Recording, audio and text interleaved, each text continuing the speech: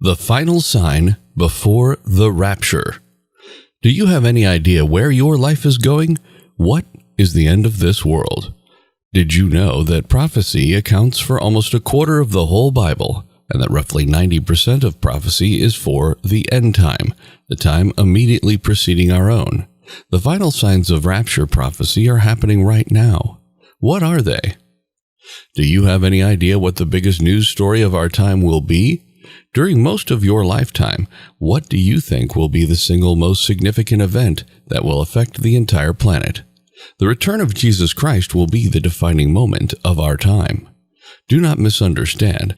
The second coming of Jesus will not occur in a remote cave where no one is expecting him. Specifically, Jesus Christ will return to Jerusalem and set up a world government from the summit of the Mount of Olives.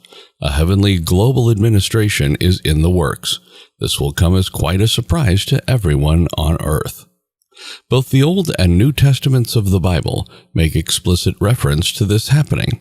Hundreds of millions of people, at least on the surface, consider the Bible to be the divinely inspired Word of God. There are prophecies of the second coming in all four Gospels, in the book of Acts, in the letters of Paul, James, Peter, and John. The second coming of Jesus is the primary theme of the entire book of Revelation.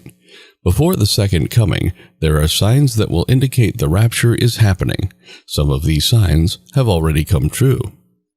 War, violence, and lawlessness. All nations, but especially those that speak English, should brace themselves for an escalation in violence and lawlessness, as well as the possibility of wars of various sizes and ethnicities. This era after the Cold War is unstable and highly volatile. What order will be restored amidst the disarray?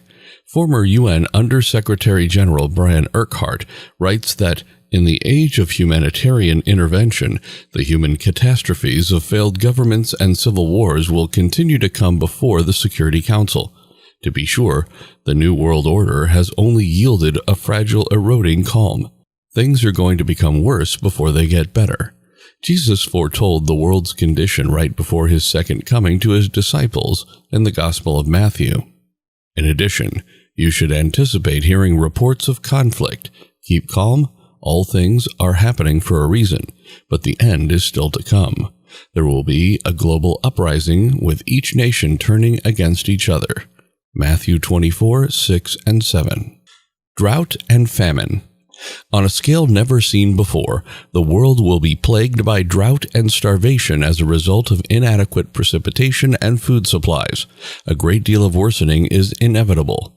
Wildfires, including those in forests and on ranges, are an unfortunate byproduct of dry conditions. In the aftermath of fires, when rain returns but there is no vegetation left in the watershed to absorb it, flooding is always a risk. Drought, famine, fire, and flood are all common natural disasters that frequently occur together. Jesus said, "There will be famines, and thus it must happen." Matthew 24:7. Famines on a global scale will cause nations to compete fiercely for food resources, leading to international conflict.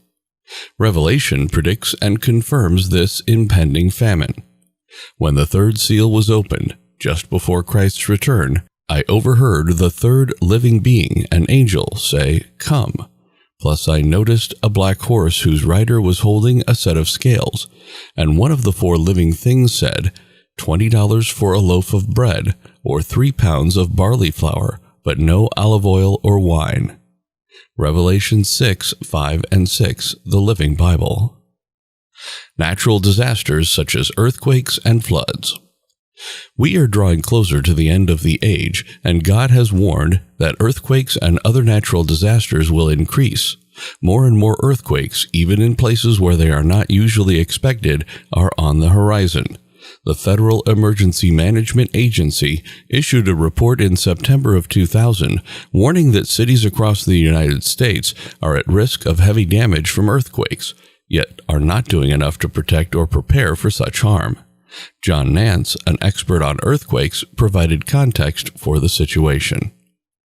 Emergence of a deterministic Islamic superpower. The Bible foretells that in the end times, a charismatic leader will emerge from North Africa or the Middle East, who will unite, harness, and lead a powerful bloc of nations in which Egypt plays a central role. At the end of time, the southern monarch will launch an assault on the northern power, and the king of the north will come against him like a whirlwind, with chariots, horsemen, and with many ships, and he shall enter the countries, overwhelm them, and pass through. He will extend his hand to the nations, and even Egypt won't be able to avoid his grasp. All of Egypt's wealth will be under his control, including its gold and silver. The Libyans and Ethiopians will also be eager to follow in his footsteps. Daniel 11:40, 42, and 43. One day, a false religious and political messiah, or Mahdi, will rise to power and rule over an alliance of revived Muslim states. In doing so, he will set in motion the crucial sequence of events described in Daniel 11 that must take place before the second coming of Jesus Christ. A fantastic beast rising up.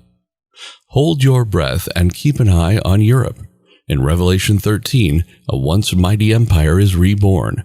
In describing a fantastic beast rising from the sea with 7 heads and 10 horns, the Apostle John used symbolic language to depict a recurring evil political system that has greatly oppressed and heavily influenced the peoples of Western civilization and through them the entire world. There have been 7 separate resurgences of this evil empire over time, each represented by one of the 7 heads. The 10 horns stand for the 10 rulers, kings, of the individual nations that will unite to form this evil confederation and wage war, first and foremost against God's saints. To wage war against the saints and triumph over them was a privilege bestowed upon him, the ruler of the unholy empire, and he was given dominion over people of every language and people group. Revelation 13:7. At Christ's second coming, these 10 rulers will also oppose him. The 10 horns you saw represent 10 kings who do not yet have a kingdom, but who are given power as co-rulers of the beast for 1 hour. The majority of these agree that the beast should be given all of its power and authority. These will wage war against the Lamb, but he will prevail because he is the Lord of Lords and King of Kings, and his followers have been handpicked by God. Revelation 17:12 through 14.